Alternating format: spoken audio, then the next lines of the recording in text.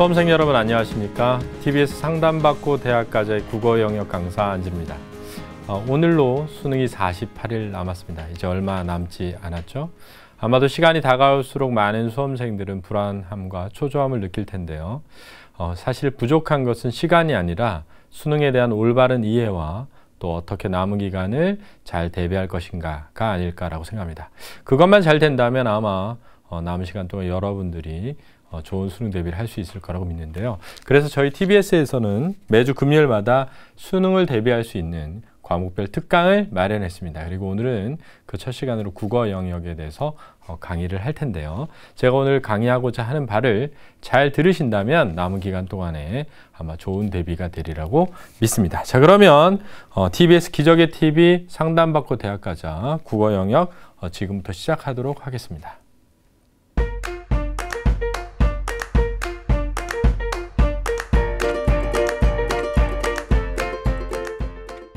자, 그래서 제가 이제 여러분들 오늘 이 특강에서 꼭 여러분들에게 알려드리고 싶은 건 뭐냐면은 어려운 문제를 어떻게 풀 것인가 라는 겁니다.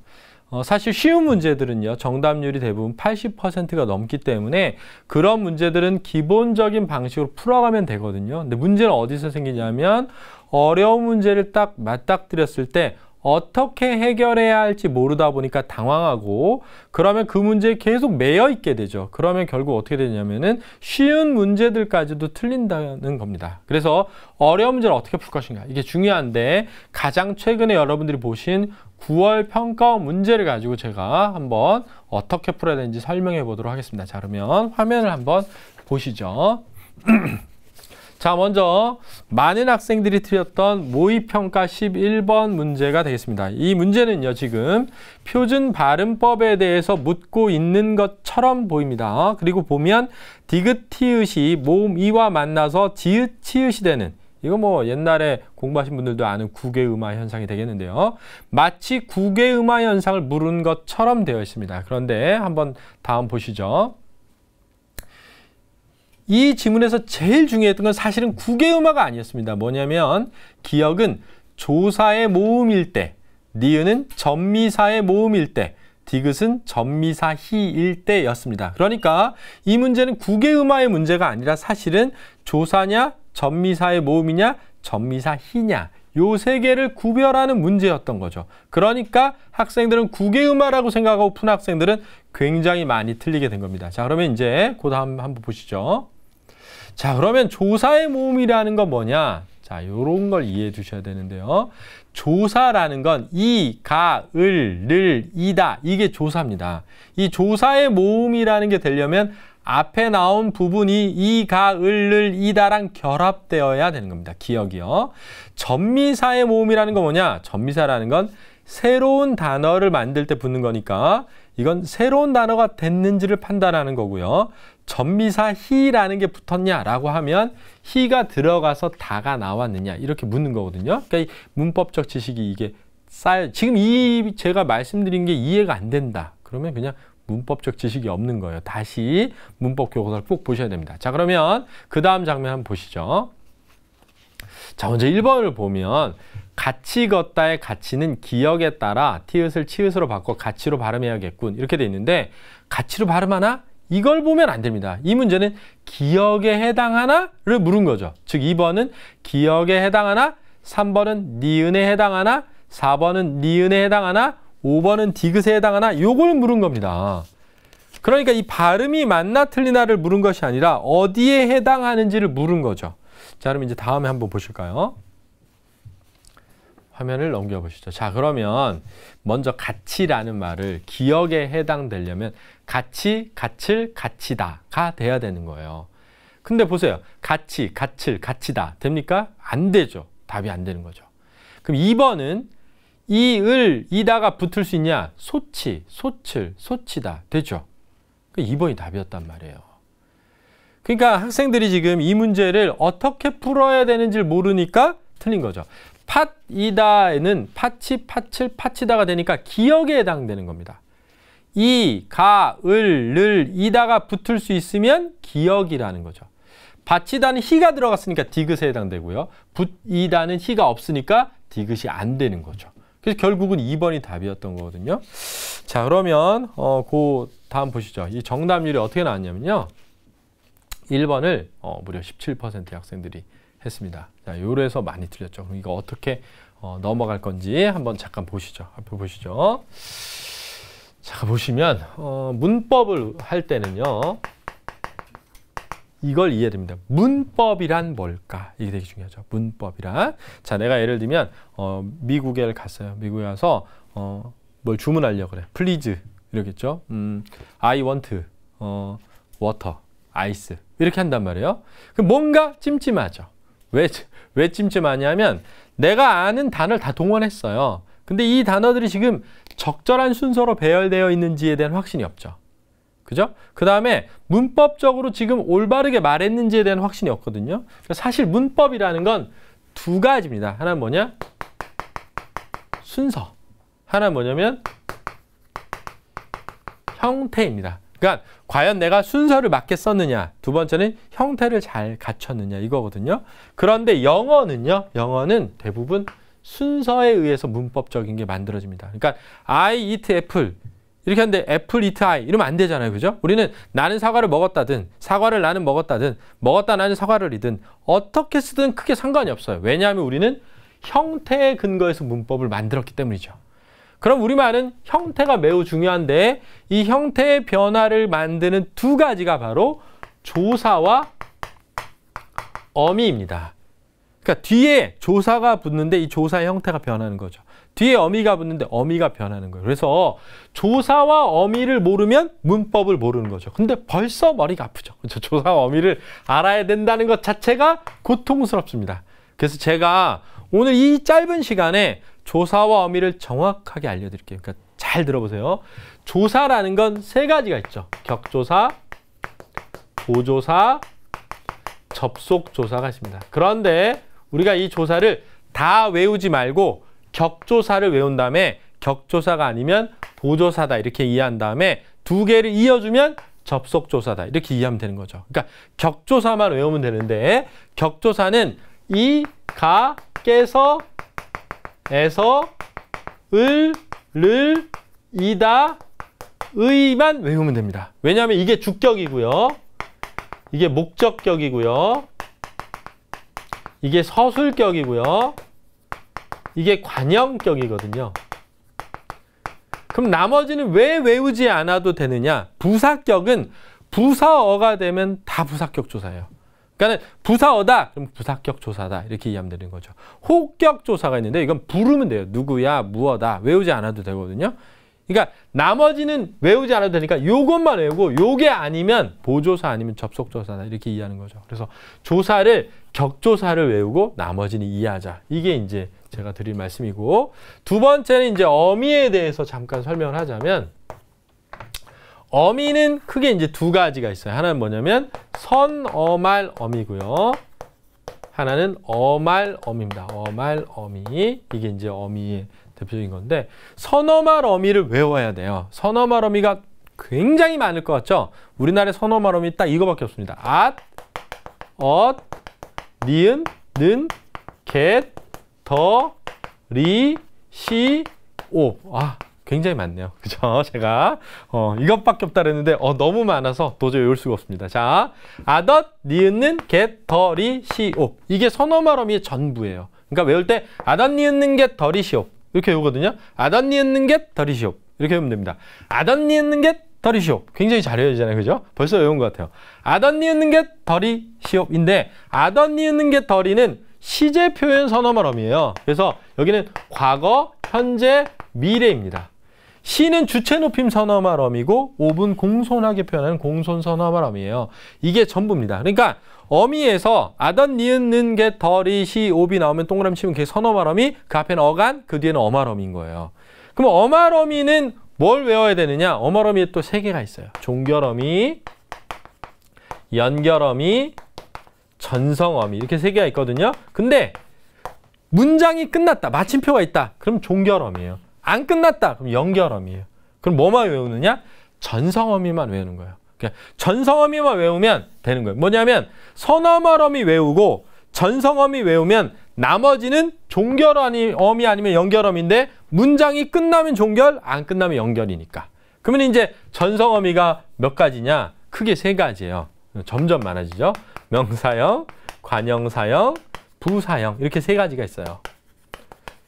근데 어떻게 하냐면 명사형은 미음, 음기 세 개예요. 미음, 음기 이렇게 되는 거예요. 관형사형은 니은은, 는, 리을을 이렇게 있어요. 니은은, 는, 리을을. 부사형은 이게 드시도록 이렇게 하면 돼요. 이게 드시도록 이런 거죠. 이게 좀 드세요. 이렇게 이게 드시도록 하세요. 이렇게. 그럼 외울 때 이가 깨서에서 을르리다의 이게 격조사. 이가 깨서에서 을르리다의 나머지는 보조사. 접속조사는 의미로 이해하자. 두 개 붙이면 되니까. 어미는 아던 니은는 게 덜이시오. 선어말 어미. 그죠? 미음, 음기, 니은은, 늘, 리을을 이게 드시도록. 전성어미. 나머지는 종결어미 아니면 연결어미죠. 자, 이제 우리가 이걸 알았다고 하죠. 자, 몰랐는데 제가 알았다고 하죠. 그러니까 저 모르겠는데요. 다시 보세요. 알았죠? 다시 보시면 금방 이해할 수 있습니다. 자, 그럼 이제 우리가 이걸 안 상태에서 이제 문법이라는 걸 한번 설명해 보도록 하죠. 자, 여러분 예를 들어서 제가 한 가지 보도록 하겠습니다. 만약에 이런 말이 있다고 하죠. 맨손이란 말이 있다고 하죠. 맨손. 이 맨손이라는 게 합성어냐 파생어냐 이렇게 물었다고 하죠. 합성어니 파생어니 이렇게. 그럼 우리는요. 이게 어떻게 이루어져 있는지를 찾아야 되는데 우리말의 단어는요. 단어는 체언 있어요. 용언 있어요. 용언. 그렇죠? 그럼 수식어는 있고요. 그 다음에 조사, 관계어는 있습니다. 그리고 마지막으로 독립어는 있거든요. 우리나라 말의 단어에 이게 있어요. 이렇게 하나, 둘, 셋, 넷, 다 6개. 그렇죠? 5개. 체언부터 독립어까지 5개입니다. 단어에 이게 있는데 체언은요. 문장에서 기능을 할 때 뒤에 조사가 붙어요.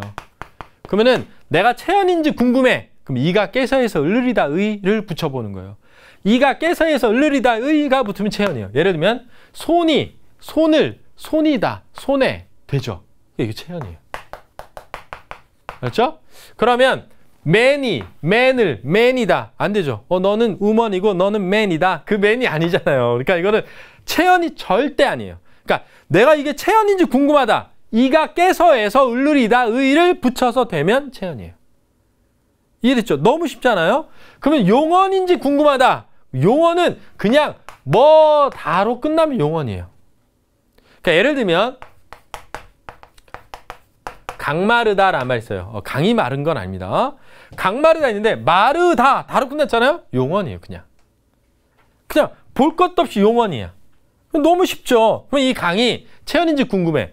강이 강을 강이다 되네요. 그러나 그 강이 강을 강이다의 강을 리버고 여기는 그 뜻이 아니잖아요.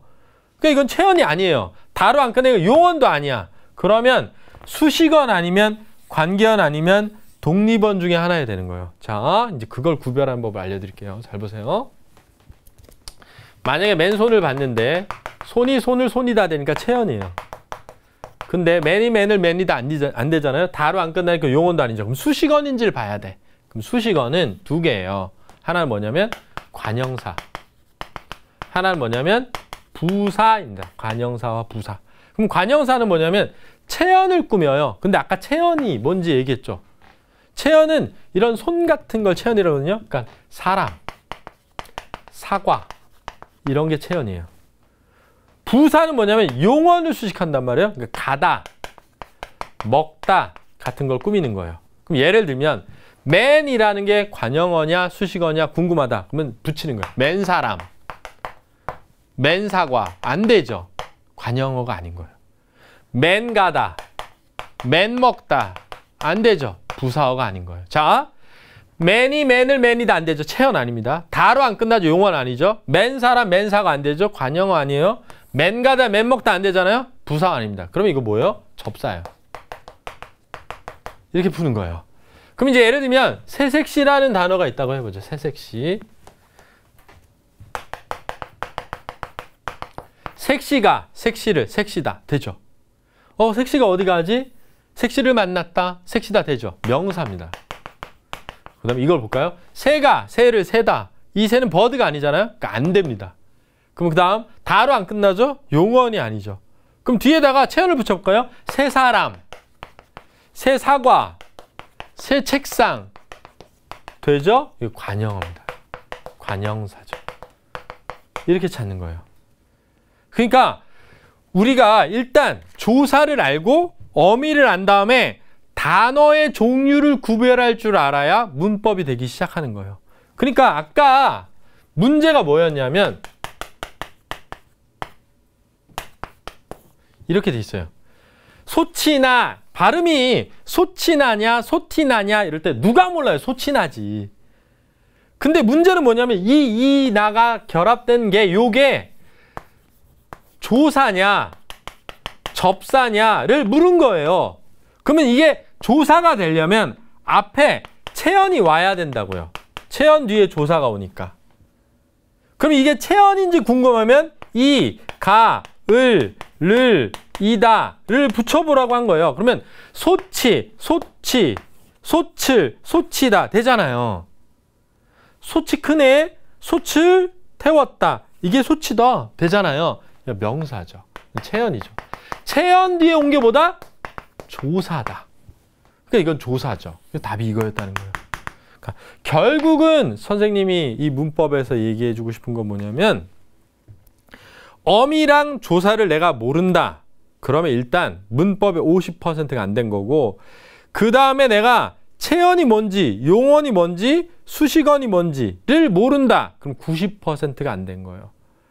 근데 그거를 지금 제가 한 20분 동안 다 설명해 드릴 수는 없잖아요. 그러니까 여러분들이 문법 책이 있을 테니까 다른 거 다 모르더라도 어미, 조사, 체언, 용언, 수식어를 구별하는 방법은 반드시 아셔야 된다는 거예요. 그게 문법에서 매우 중요한 겁니다. 그게 알아야 문법 문제를 틀리지 않을 수 있다. 따라서 여러분들이 문법을 어떻게 배웠건 간에 과거에 여러분들이 배운 것처럼 문제에서 주어진 대로 따라가면서 이해해서 푸는 건 안 된다. 이제는 지식이 없으면 안 된다는 생각으로 반드시 문법적 지식을 올바르게 쌓을 필요가 있다라는 얘기를 드리고 싶습니다. 자, 그러면 이제 일단 한 문제를 해봤고요. 그 다음 문제를 보면서 어떻게 해결해야 할지 한번 보도록 하죠. 화면 한번 보시죠. 자, 이 문제는 이제 9월 모의평가에 나왔던 18번 문제입니다. 정말 읽기가 싫네요. 그죠? 근데 이렇게 많은 말들 중에 사실 중요한 말들이 따로 있습니다. 그래서 제가 중요한 말을 뽑아봤는데요. 어떻게 중요한 말을 찾느냐? 그건 지난번 제 강의를 보시면 알 수 있습니다. 여기서 중요한 말은요. 햄펠이 이렇게 말했다는 거예요. 설명이라는 건 세 가지 조건을 모두 충족해야 한다는 겁니다. 그리고 아울러 피설명항이라는 건 설명항으로부터 건전한 논증을 통해 도출돼야 하며 이때 논증의 전제도 참, 결론도 참이어야 된다는 거죠. 그리고 이 피설명항은 보편법칙의 개별 사례로서 마땅히 일어날 만한 일이어야 한다는 겁니다. 그래서 마지막으로 일상적 직관에 따르면 설명으로 인정될 수 있지만 햄펠은 그게 설명이 아니라고 판단했다라는 부분이 나와 있었던 거죠. 자, 그러면 이제 이 부분을 딱 뽑아볼까요? 자, 이렇게 되어 있습니다. 보시죠. 자, 제가 방금 읽은 부분이고요. 그 다음 한번 보시죠. 그런데 이제 문제가 나온 겁니다. 이 글에 따를 때 햄펠의 설명 이론에 관한 이해로 적절하지 않은 것은 이렇게 나왔거든요. 자, 1번을 잠깐 보시면 어떤 것이 건전한 논증이면 그것은 반드시 설명이다 라는 게 1번이었습니다. 자, 맨 위에 저희가 뽑은 거 보시죠. 햄펠은 설명은 몇 가지를 충족해야 한다? 3가지를. 맨 위에 보시죠. 그러니까 건전한 논증이면 이건 한 가지거든요. 설명은 3가지를 충족해야 되니까 답이 1번이었어요. 그렇죠. 이게 답이 1번이었거든요. 자, 그럼 이제 다음 장면 한번 보시죠. 제가 여러분 보기 편하라고 각각 붙여놨습니다. 보이시죠? 그죠? 그러면 어떻게 되냐면은 5번 선지가 뭐였냐면 어떤 것이 설명이라면 피설명항은 반드시 설명항에서 논리적으로 도출된다. 자, 피설명항은 설명항으로부터 건전한 논증을 통해 도출된다. 이 도출된다 똑같죠? 근데 뭐가 다르냐? 건전한 논증과 논리적으로 도출된다가 다르죠. 근데 논리적이라는 게 뭐냐면 되게 건전하다는 거예요. 그래서 원래 건전한 논증과 논리적인 논증은 같은 말입니다. 그래서 이게 이제 같은 거였고요. 그 밑에 보면 어떤 것, 논증의 전제가 모두 참이고 결론도 참이다. 보세요. 어떤 것이 설명이라면 설명항에 포함되는 명제는 반드시 참이다.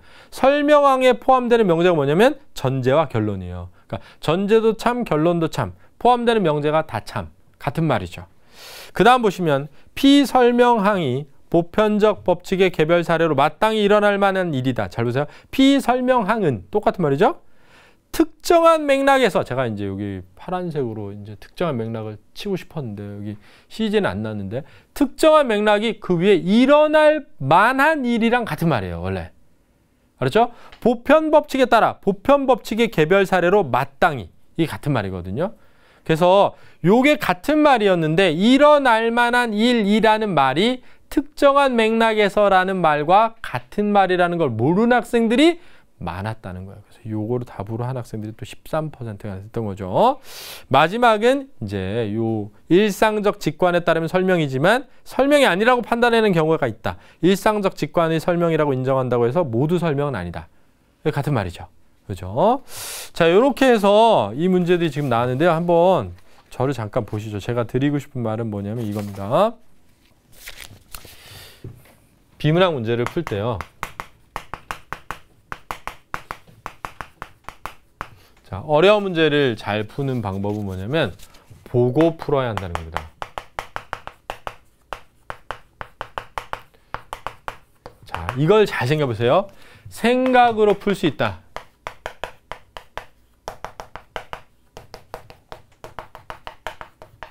쉬운 문제죠. 그죠? 생각으로 풀 수 있다. yes. 쉬운 문제죠. 생각으로 풀 수 있다. no. 어려운 문제입니다. 그럼 어떻게 되죠? 다시 생각을 하죠. 다시 생각을 하면 생각으로 풀 수 있다. no. 어려운 문제죠. 다시 생각을 하죠. 생각으로 풀 수 있다. no. 또 이렇게 되는 거죠. 그럼 어떻게 가야 되냐면 생각으로 풀 수 있다 해서 yes면 쉬운 문제예요. no면 어려운 문제죠. 어려운 문제 어떻게 된다? 이렇게 가야죠. 보고 풀어야 된다로 가야죠. 근데 정말 많은 학생들은 생각을 안 풀리잖아요. 또 생각하고 또 생각하고 또 생각한단 말이에요. 그럼 이제 왜 생각을 하느냐? 보고 풀어야 한다는 걸 몰라서일 수도 있죠. 두 번째는 봐도 못 찾습니다. 이 정말 안타깝죠. 그죠? 그러면 보고 풀려면 어떻게 해야 되느냐? 자, 첫 번째 잘 들어보세요. 첫 번째 봐야 하는 부분에 표시를 해야 된다는 겁니다. 내가 봐야 하는 부분에 표시가 되어 있어야 돼요. 이게 어디냐면 주로 서술어의 약 3분의 1 정도 문장에서. 그러니까 어떤 문장이 이렇게 있다가 마침표가 나오면 거기서 한 3분의 1 정도 여기가 봐야 하는 부분이에요. 그래서 여기에 표시가 되어 있어야 볼 수가 있습니다. 근데 두 번째가 어려워요. 두 번째는 똑같지는 않습니다. 하지만 비슷해요. 그러니까 우리가 완전 똑같진 않지만 비슷해요. 그러니까 여기서는 이마라고 돼 있는데 거기서 맞박으로 나온 거야. 근데 우리가 이마가 맞박인 걸 알면 금방 풀어요. 근데 이마가 맞박인 걸 모르면 어려워지는 거예요. 그러면 이때 이마가 맞박이겠지 하고 풀어야 되는 거예요. 왜냐하면 답은 비슷하지도 않아요. 이게 되게 중요한 겁니다. 여러분 풀 때 자, 내가 막 풀었어. 안 풀려. 이건 뭐냐? 생각으로 안 풀리는 거야. 어려운 문제야. 근데 또 생각을 해. 그럼 결국은 안 돼요. 그러니까 보고 풀어야 되는 거야. 근데 보고 풀려면 봐야 하는 부분에 표시가 돼 있어야 빨리 찾을 수 있죠. 근데 찾았는데 이게 비슷한 말인 걸 알아. 그러면 금방 또 답이 도출돼요. 근데 만약에 내가 똑같지 않다 보니까 잘 몰라. 그럼 비슷하면 맞겠지 하고 지워가면서 풀어야 되는 겁니다. 이게 매우 중요해요. 아주 중요하단 말이에요. 이 풀이법을 잘 익혀두셔야 됩니다. 자, 그러면은 진짜 그런지 다음 문제도 한번 보면서 이게 진짜 이 문제 엄청 어렵거든요. 같이 한번 보시죠. 자, 표적 항암제는 샬라 어쩌고 저쩌고 막 이렇게 막 해가지고 이제 막 나오죠. 그죠? 암 치료에 사용되는 항암제는 어쩌고 저쩌고 있었는데 열나 많은데, 자, 제가 서술어 앞에 3분의 1만 표시해 봤습니다. 한번 보시죠. 요거예요, 요거. 자, 요거 빼볼까요? 자, 빼졌네. 자, 보세요. 이제 요것만 보죠. 자, 다 보세요. 세포 독성 항암제는 세포가 증식하지 못하고 사멸하게 하는데 정상세포도 손상돼요. 그래서 이걸 사용을 좀 꺼리죠. 그래서 표적 항암제를 쓰는데 그건 선택적으로 적용하도록 고안된 겁니다. 자, 다시 보시죠. 열나 많은데 서술 앞에만 뽑으면 세포 독성 다시 앞으로 가주죠. 자, 요 앞으로 자, 빼주시죠. 이거 빼주시면 빨간색만 나오고 자, 다시 세포 독성 항암제는 세포가 증식하지 못하고 사멸하게 하는 것이지만 정상세포도 손상되니까 사람들이 싫어해요. 그래서 표적 항암제를 쓰는데 이건 선택적으로 작용하도록 고안된 겁니다. 자, 다음 문장 보시죠. 또 정말 많네요. 그죠? 자, 여기서 제가 중요한 부분 표시해봤습니다. 보여주시죠. 요거예요. 자, 요거 빼고 나머지 지워볼까요? 자, 이렇게 되는 거죠. 자, 그럼 아까 말했던 표적 항암제의 하나입니다. 하나. 그 두 가지가 있는데 하나는 뭐냐면 신호 전달 억제제고요. 하나는 신생혈관 억제제예요. 근데 신호 전달 억제제는 변형된 형태의 효소인 비어쩌고 단백질을 만들어서 이 신호 전달 경로가 활성화되면 암세포가 증식하게 되는 거예요. 자, 변형된 단백질이 신호 전달 경로를 활성화하면 암세포가 되죠. 그래서 신호 전달 억제제는 그 전달을 억제하는 것이에요. 이게 뭐냐면 아마타닙이라고 하는 겁니다. 자, 다시 신호 전달 억제제는 변형된 형태인 어떤 단백질이 신호 전달 경로를 활성화하니까 그걸 억제하는 거죠. 이렇게 이해해야 빨리 이해가 된단 말이에요. 다 읽으면 이해가 안 되는 거예요, 원래. 자, 그럼 이제 그 다음 한번 보죠. 어쩌고 저쩌고인데 이게 아까 얘기했던 신생혈관 억제제입니다. 제가 아까 하나 빼놓고 읽은 거에 대한 건데 이것도 빨간 거 표시해 볼까요? 자, 이게 서술 앞에 있는 말이죠. 요것만 남겨볼까요? 자, 지우면 이렇게 됩니다. 잘 보세요. 산소와 영양분이 계속 공급되어야 해서 혈관 내피 성장 인자라는 걸 통해 새로운 혈관을 생성하거든요. 이때 이 혈관 생성을 저지하는 게 바로 디귿입니다. 자, 다시 해볼게요. 암세포가 산소와 영양분을 공급받으려면 혈관 내피 성장 인자라는 애가 새로운 혈관을 만들어야 되거든요.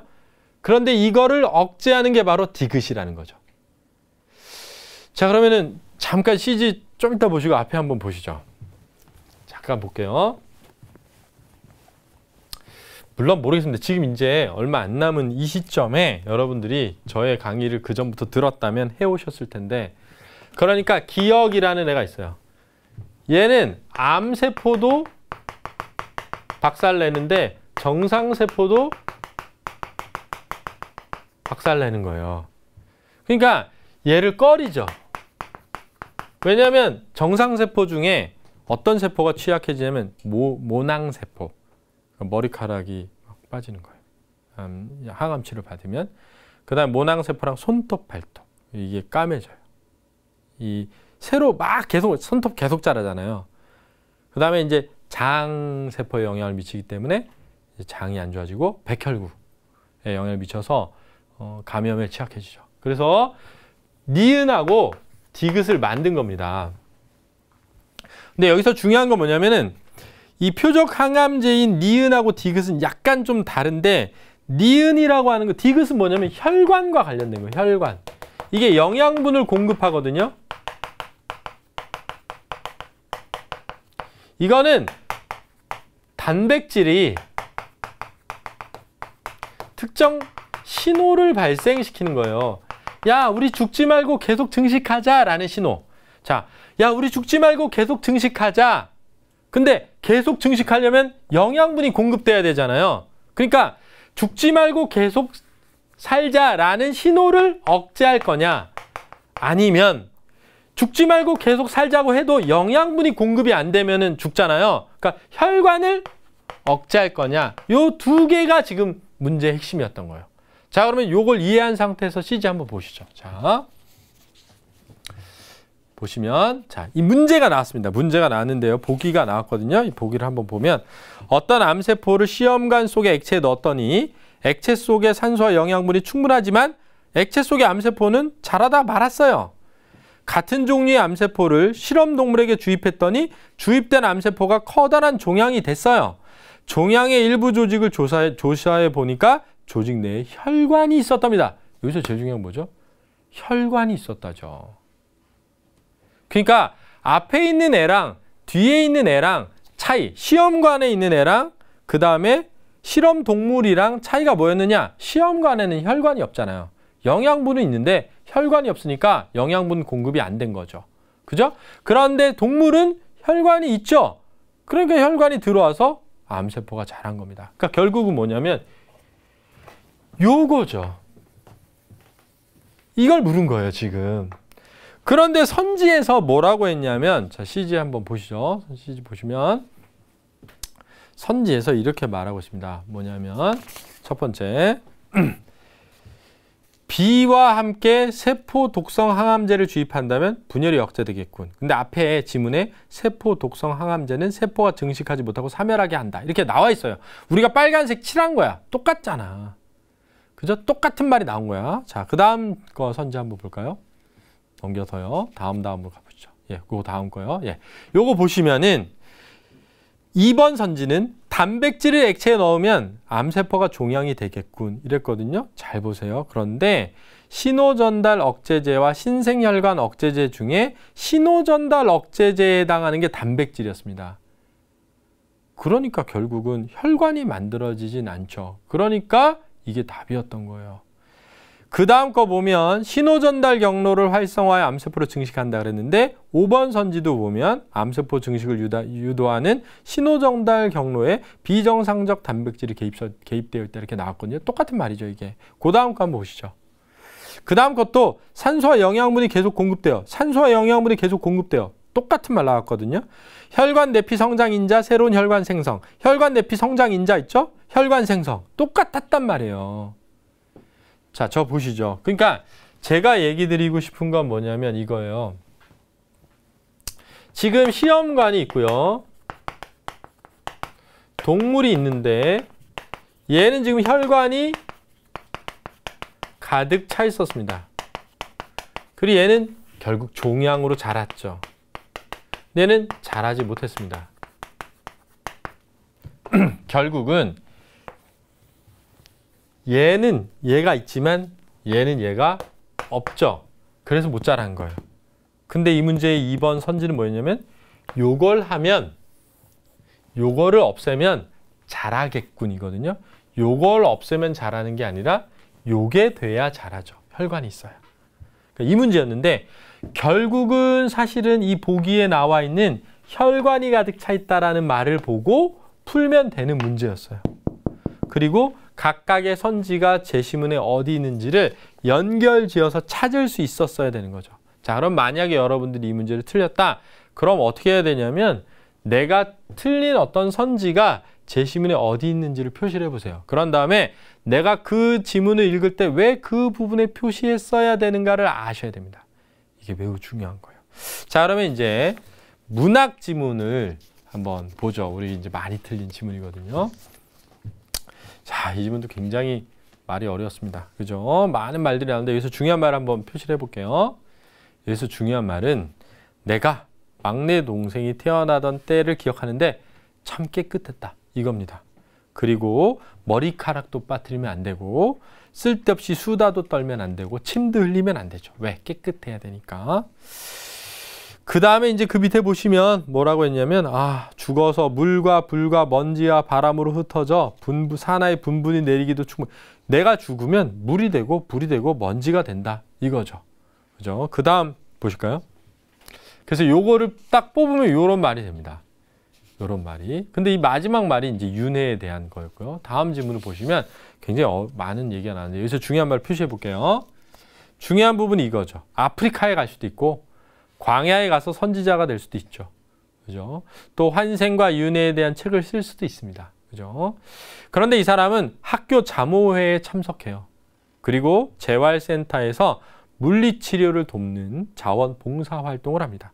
또 이름난 악단이나 연주자의 공연이 있으면 남편이랑 외출도 한대요. 자, 그다음 이제 볼까요? 요 말을 뽑아내면 이렇게 되겠죠? 자, 아까 읽었던 부분입니다. 넘어가 보겠습니다. 그래서 그 다음 말이 나오는데요. 이 말들에서 중요한 말을 표시해 볼게요. 이 말에서 중요한 건 질서 지워지는 일들의 자부심을 갖는 것 하고 무질서 속으로 피하는 것도 하나의 방법이라는 것을 알고 있다. 요게 이제 이 말에서 중요한 말이었거든요. 자, 이제 문제를 한번 보도록 하겠습니다. 어쩌고저쩌고 말이 막 나왔어요. 근데 이제 제가 보여드리고 싶은 이겁니다. 한번 보시죠. 다음 장면 보시죠. 잘 보세요. 생애 첫 과정에 주목하여. 자, 생애 첫 과정이 뭐죠? 태어나던 때죠. 그죠? 태어나던 때. 정체성을 탐색했다. 이게 되게 어려웠어요. 이게 보기에 나온 말이어서 이게 정체성인가 고민할 수 있죠. 그런데 그 다음 말을 보면 죽어서 물과 불과 먼지와 바람이 되는데 환생과 윤회에 대한 책을 쓴대요. 근데 죽음을 물과 바람과 먼지로 흩어지는 것으로 보는 주인공의 생각에서 삶과 죽음이 자연의 순환 원리, 이 순환 원리가 환생과 윤회예요. 그러니까 환생과 윤회란 말을 안 거죠. 그러니까 이거 안 틀렸습니다. 넘어가 볼까요? 근데 여기에서 이제 보시면 이걸 많이 선택해서 틀렸는데 아프리카, 광야, 선지자가 될 수 있다 라고 했을 때 아프리카나 광야는 그죠? 다른 세계죠. 지금 얘가 있는 곳이 아닙니다. 그러니까 다른 세계 맞거든요. 근데 이걸 12%의 학생들이 선택을 했어요. 왜 그랬냐? 1번을 못 찾아서예요. 잘 보세요. 학교 자모회에 참석하고 재활센터에서 물리치료 돕고 공연 구경하는 거. 안정된 삶입니까? 안정된 삶을 영위하지 못하는 겁니까? 안정된 삶이죠. 이게 틀렸거든요. 근데 이걸 30%나 선택을 안 했어요. 왜 안 했을까? 그걸 이제 설명해 볼게요. 앞에 보시죠. 자, 이 문제는 지금 여기에서 이제 사실 이 방송을 돕고 계신 분들이라면은 어이가 없다 이러실 수도 있어요. 어떻게 저런 걸 모르지? 이럴 수도 있는데 제가 설명해 볼게요.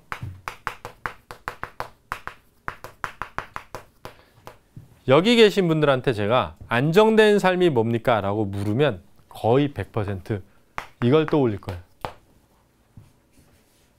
이거요. 돈. 경제적인 거죠. 그죠? 그런데 지금 이 사람이 어떻게 썼냐면 얘가 자모회를 가요.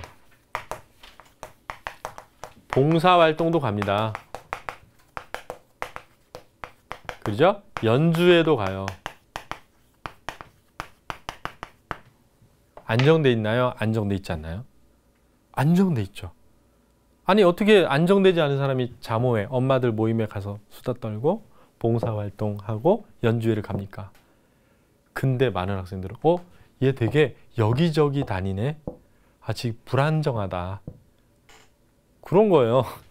너무 상식적으로 이해가 안 되지만 왜 그런 일이 일어나느냐? 지금 사실은 많은 학생들이 초등학교나 중학교 때 외국에서 1, 2년 살다 온 학생들이거나 영어 공부를 좀 미리 많이 한 학생들은 이 안정된 삶이라는 말이 경제적 안정이라는 생각을 사실 할 수는 있는데 그 순간은 이게 뭔가 왔다 갔다 하고 이것저것 하니까 얘가 되게 불안정하다고 떠올린 거예요. 그래서 틀린 거거든요.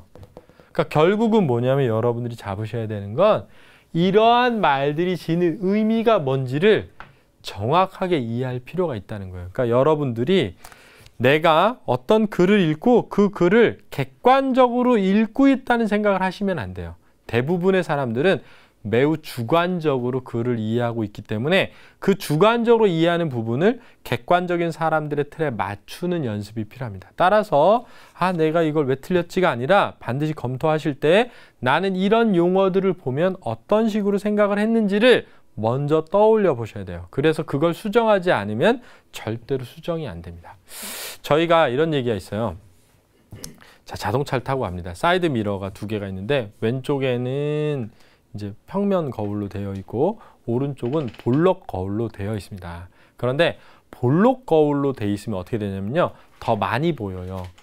근데 운전석이 왼쪽에 있으니까 오른쪽엔 더 많이 보여야 차량이 보이거든요. 그래서 볼록 거울로 돼 있으니까 더 많이 보이니까 더 많이 보이려면 크기가 작아 보여요. 크기만 작아지는 것이 아니라 거리도 줄어들어서 가까이 있는 것으로 보이죠.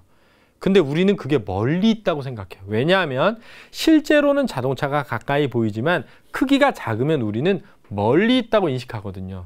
자, 이게 되게 중요한 겁니다. 뭐냐면 우리 뇌는 분명히 작고 가까이 있다고 봤지만 우리는 작고 멀리 있다고 바꾼다는 겁니다. 즉, 우리는 객관적으로 글을 읽는 것이 아니라 습관적으로 글을 읽는 거예요. 따라서 여러분들이 국어 성적이 안 나온다면 내가 습관적으로 어떤 글을 잘못 읽고 있다는 거예요.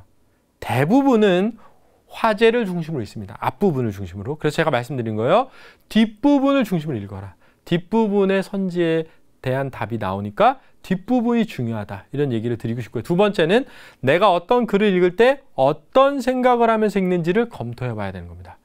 이게 맨 마지막에 여러분들이 반드시 잡아야 되는 거예요. 그래서 제가 아까 말씀드렸던 문법 지식을 올바로 쌓는 것. 고전시하고 고전소설은 반드시 내용 정리를 해 두셔야 된다는 거. 나머지는 결국은 적성고사적 성격을 지니기 때문에 결국 IQ 테스트하고 비슷하거든요. 그러니까 이 IQ 테스트처럼 접근해야 된다는 거죠. 그럼 어떻게 되냐면 아까 말씀드렸던 것처럼 글을 읽는 습관을 잘 들여야 됩니다. 문제를 잘 풀기 위한 방법을 쌓아 두셔야 되는 거죠. 자, 그래서 오늘 제가 여러분들에게 이 마지막 구평 시험을 본 것을 바탕으로 해서 좀 설명을 드렸습니다. 제가 마지막으로 이 얘기를 좀 드리고 마치려고 하는데요. 사실 저는 지금 현재 대학원에서 공부를 하고 있어요. 이제 대학원에서 공부를 하고 있고 이게 저희가 쉽게 얘기하는 뭐 명문 대학이다라고 얘기하는 대학인데 거기에 온 학생들 많은 학생들이 초반에 굉장히 방황을 많이 합니다. 왜 그런가 하면은 대학이 목표였기 때문이에요. 근데 제가 말씀드릴게요. 이제는 삶의 목표는 대학이 아닙니다. 대학은 과정일 뿐이죠. 근데 많은 학생들은 목표를 대학에 두다 보니까 대학에 붙는 그 순간부터는 뭘 해야 하는지를 몰라요. 그 대학에 오면 모든 것이 해결될 거라는 착각을 하거든요. 대학은 아무것도 해결해 주지 않습니다. 대학은 사실은 노트 같은 거예요. 정말 인생은 그 노트에 내가 무엇을 적을 것이냐에 의해서 바뀌는 거죠. 물론 좋은 대학은요, 좋은 노트 같은 거예요. 그래서 원래 노트가 좋으면 공부 많이 하고 싶잖아요. 그래서 저는 좋은 대학에 가라고 하고 싶습니다. 하지만 좋은 대학이 인생 자체는 아닙니다. 거기에 내가 어떠한 내용을 적느냐가 중요하거든요. 따라서 수능 시험이 얼마 안 남은 이 시점에 절대 불안해하지 마세요. 여러분들의 인생을 그깟 시험 하나가 송두리째 다 바꾸지는 않습니다. 그러니까 시험은 그냥 과정일 뿐이에요. 그러니까 여러분들 삶에 믿음을 가지시고 확신을 가지시고 최선을 끝까지만 다하시면 되겠습니다. 오늘 제 강의가 여러분들에게 조금이나마 도움이 되기를 바라면서 이렇게 강의를 마치도록 하겠습니다. 들어주셔서 감사하고 수능 때도 침착하게 마지막까지 최선을 다하는 여러분의 모습을 보여주시면 고맙겠습니다. 고맙습니다.